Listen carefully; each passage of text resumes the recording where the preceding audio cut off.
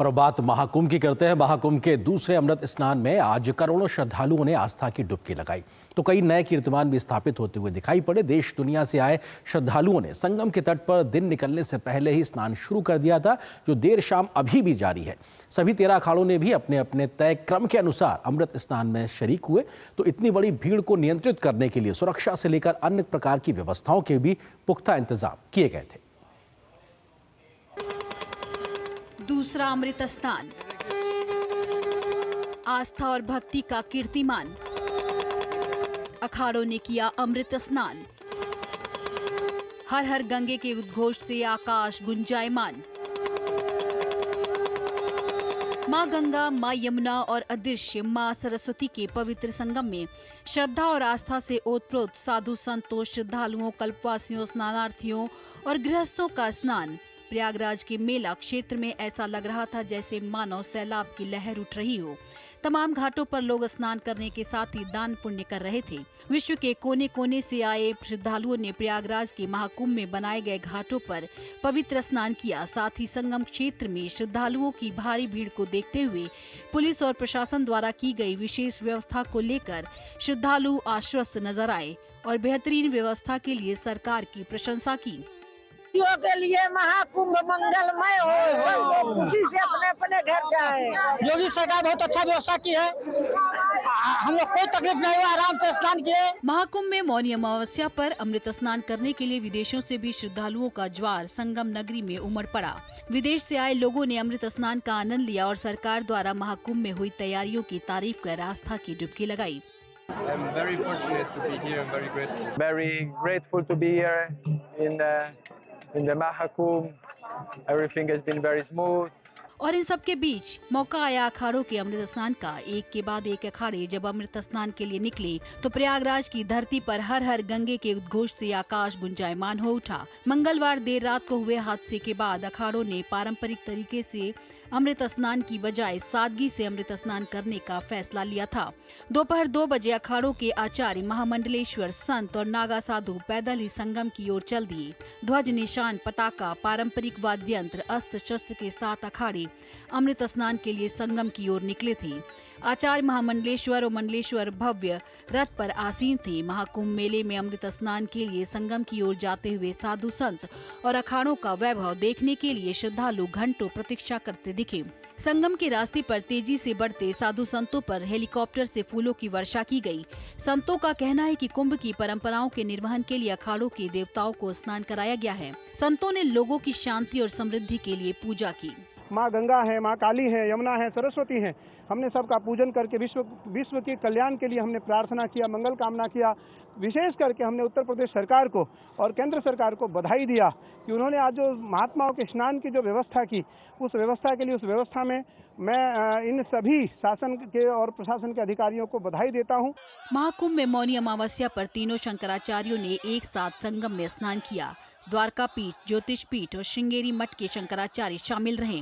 अविमुक्तेश्वरानंद सरस्वती, सदानंद सरस्वती, शंकराचार्य श्री विधु शेखर भारती ने एक साथ स्नान किया। देश के तीनों शंकराचार्य एक साथ मौनी अमावस्या में यहाँ पर संगम में त्रिवेणी स्नान कर रहे हैं और सनातनी जनता के लिए अपना आशीर्वाद व्यक्त कर रहे हैं। हादसे के बाद अमृत स्नान का वैभव भले ही थोड़ा फीका दिखा हो, लेकिन आध्यात्मिकता और परंपरा का रंग रंच मात्र भी फीका नहीं पड़ा। ब्यूरो इनपुट के साथ शैलेंद्र मिश्रा और अश्विनी मिश्रा की रिपोर्ट, डीडी न्यूज। महाकुंभ में सबसे ज्यादा जिस तिथि का अमृत स्नान का महत्व माना जाता है वो है मौनी अमावस्या।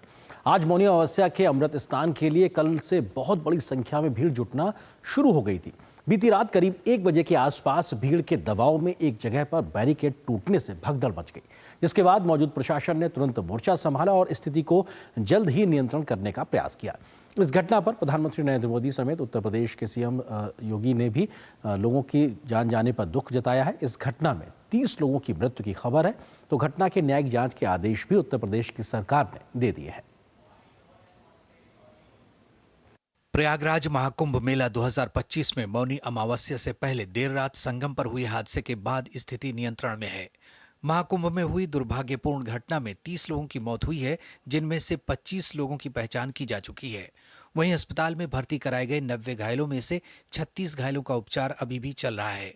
मुहूर्त के इंतजार में जमीन पर सो रहे कुछ श्रद्धालुओं के भीड़ की जद में आने से हादसा हुआ था। प्रशासन का कहना है कि बुधवार को कोई भी वीआईपी प्रोटोकॉल नहीं था।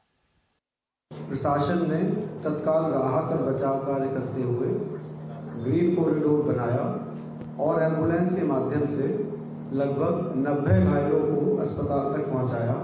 श्रद्धालुओं की सुविधा के लिए मेला प्रशासन द्वारा हेल्पलाइन नंबर 1920 जारी किया गया है।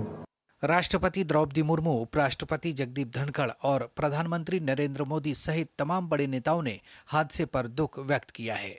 पीएम मोदी की उत्तर प्रदेश के मुख्यमंत्री योगी आदित्यनाथ से कई बार बात हो चुकी है। प्रधानमंत्री ने दिल्ली में एक जनसभा को संबोधित करते हुए महाकुंभ में हुए हादसे पर संवेदना व्यक्त की। मैं महाकुंभ में जो दुखद हादसा हुआ है, उस हादसे में हमें कुछ पुण्यात्माओं को खोना पड़ा है, कई लोगों को चोटें भी आई हैं। मैं प्रभावित परिवारों के प्रति संवेदना व्यक्त करता हूं। महाकुंभ में मौनी अमावस्या पर श्रद्धालुओं की अथाह भीड़ को देखते हुए केंद्र और प्रदेश सरकार पूरी तरह से सतर्क है। प्रदेश सरकार ने श्रद्धालुओं से मेला प्रशासन के निर्देशों का पालन करने और किसी भी अफवाह पर ध्यान नहीं देने की अपील की है।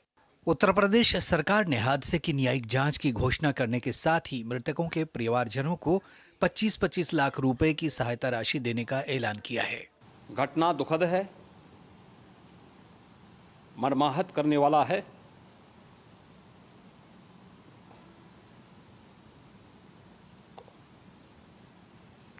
उन सभी परिजनों के प्रति